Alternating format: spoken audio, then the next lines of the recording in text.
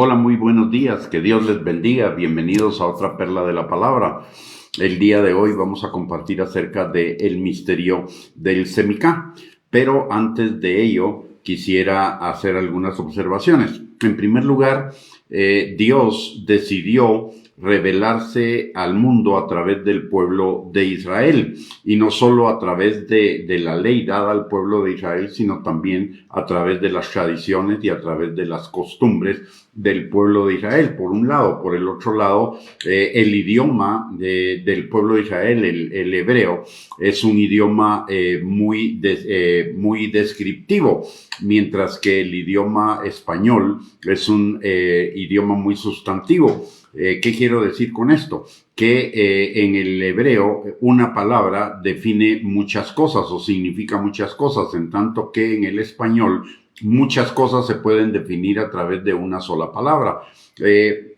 Y esto le da al lenguaje, al hebreo, una gran riqueza. Por eso a veces es importante entender o buscar los significados de las palabras hebreas traducidas al español. Igualmente sucede con el griego. Y por eso en estos días hemos estado viendo algunas palabras hebreas con las cuales se identifica al Mesías, por un lado. Por el otro lado, también la palabra de Dios nos enseña que en el Antiguo Testamento hay misterios que solo serían revelados en el Nuevo Testamento, en la venida de Cristo. Y uno de ellos es el que vamos a compartir el día de hoy, que es el misterio del Semicá. ¿Qué significa Semicá? Cuando los sacerdotes realizaban el sacrificio para la expiación de los pecados, ese sacrificio era el Semicá. ¿Y qué implicaba? El sacrificio por la expiación de los pecados implicaba que se ponían los pecados del pueblo en el día de la expiación sobre el macho cabrío. El sacerdote ponía sus manos sobre el macho cabrío antes de sacrificarlo para poner los pecados de todo el pueblo sobre ese sacrificio. Imponía sus manos sobre él, confesando los pecados del pueblo, y tenía que hacer ambas cosas, o de lo contrario, el sacrificio no podía morir por esos pecados. Y esto fue un anticipo profético, o era un anticipo profético de lo que sucedería con el Mesías, aun cuando el pueblo de Israel y los sacerdotes no entendían todas las implicaciones de ese misterio. Cuando Jesús fue llevado por los sacerdotes la noche antes de su muerte, los sacerdotes pusieron sus manos sobre él. Y también hubo sobre él confesión del pecado del que él no era culpable. Y eso era lo que sucedía con el sacrificio de la expiación. Los pecados del pueblo eran puestos sobre el macho cabrío, que no tenía ninguna responsabilidad sobre esos pecados. Eran pecados de los cuales él no era culpable.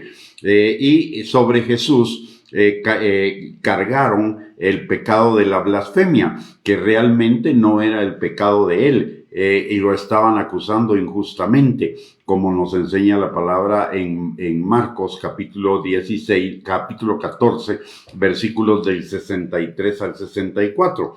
Pero en el sacrificio de la expiación, el pecado que se pronunciaba sobre el sacrificio no era el pecado del sacrificio, sino era el de los que lo pronunciaban. Así que la blasfemia no fue el pecado de Jesús, sino el pecado del sumo sacerdote y de todo el sacerdocio judío de ese tiempo.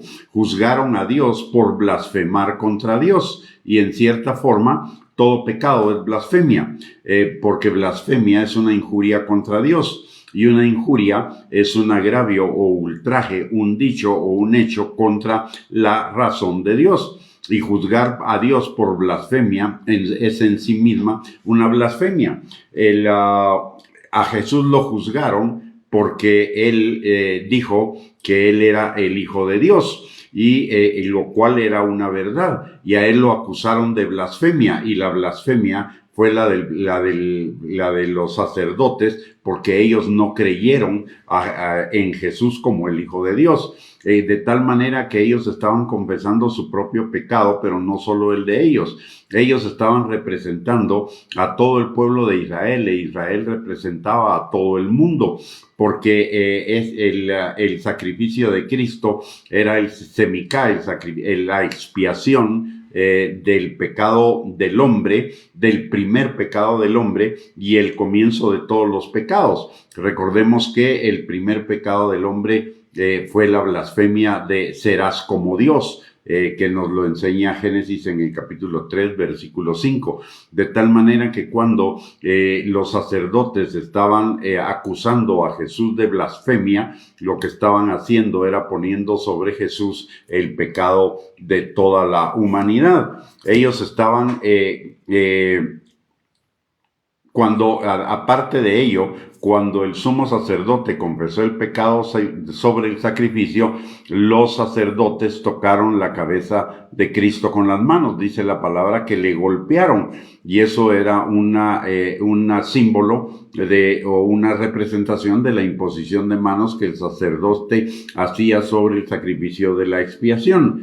Y con ello estaban realizando el semicá por los pecados del hombre, por los pecados de la humanidad. Estaban poniendo sobre Cristo todos los pecados de la humanidad. Y no fueron los sacerdotes en realidad, quien en realidad estaba poniendo el pecado sobre el sacrificio, el pecado sobre Cristo, era nuestro Dios. Recordemos lo que dice la palabra en Isaías 53:6, que todos nosotros nos descarriamos como ovejas, cada cual se apartó por su camino, mas Jehová cargó en él el pecado de todos nosotros. E Isaías 53:12 dice: por tanto, yo le daré parte con los grandes y con los fuertes repartirá despojos, por cuanto derramó su vida hasta la muerte y fue contado con los pecadores, habiendo él llevado el pecado de muchos y orando por los transgresores. Y también en 2 Corintios capítulo 5, versículo 21, la palabra nos revela el misterio completo y dice: al que no conoció pecado, por nosotros lo hizo pecado, para que nosotros fuésemos hechos la justicia de Dios en él. De tal manera que el sacrificio de la expiación en el Antiguo Testamento era una representación de lo que iba a suceder con Cristo cuando Cristo viniera en su primera venida para ser nuestro Salvador y nuestro Redentor.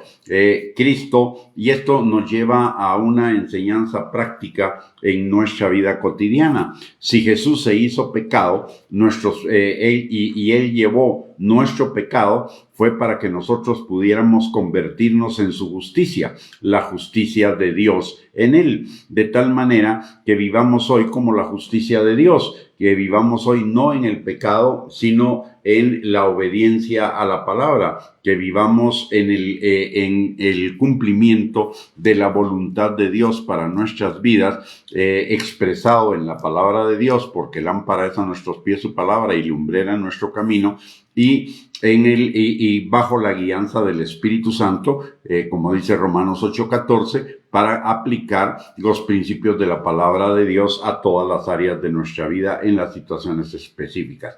La palabra dice en Primera de Pedro, capítulo 1, versículo 14 al 16, que como hijos obedientes seamos santos como Él es santo.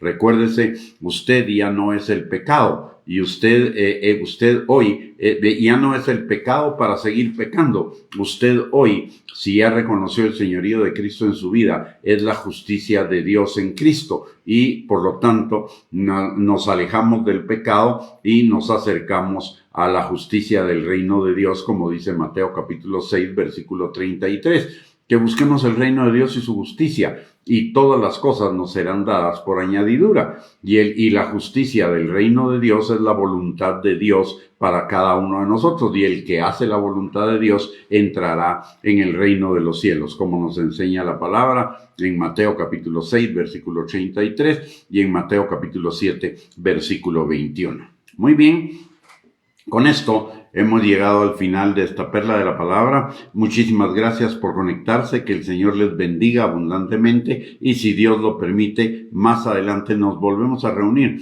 para seguir compartiendo más perlas de la palabra en relación a nuestro Señor Jesucristo en este tiempo y para seguir edificando nuestra fe.